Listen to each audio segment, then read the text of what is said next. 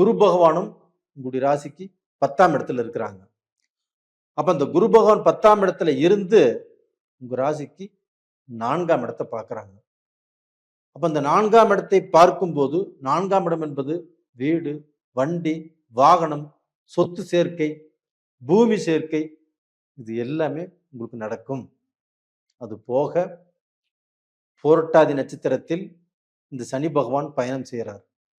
இந்த புரட்டாதி நட்சத்திரத்தில் சனி பகவான் பயணம் செய்வதாலையும் குரு பகவான் ஆகப்பட்டது உங்க ராசிக்கு 2ஆம் இடத்தை பார்க்கறதுனாலையும் 4ஆம் இடத்தை பார்க்கறதுனாலையும் உங்களுக்கு அற்புதமான டைம்.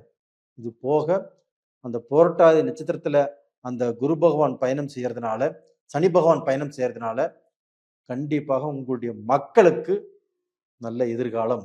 அவங்க படிப்பாக இருந்தாலும் சரி, அங்க வெளிநாடு போயிருந்தாலும் சரி, பெரிய பிசினஸ் பண்ணியிருந்தா வேற பிசினஸ் பண்ணிட்டு இருந்தாலும் சரி, கண்டிப்பாக அவங்களுக்கும் நல்ல எதிர்காலம் கிடைக்கும். இதற்கு முன்னாண்ட ஒரு படிக்கிறக்கே போயிருக்காங்க வச்சுக்கோங்களேன் வேலைக்கு. அங்கே போய் கஷ்டப்பட்டுட்டு இருக்கிறாங்க.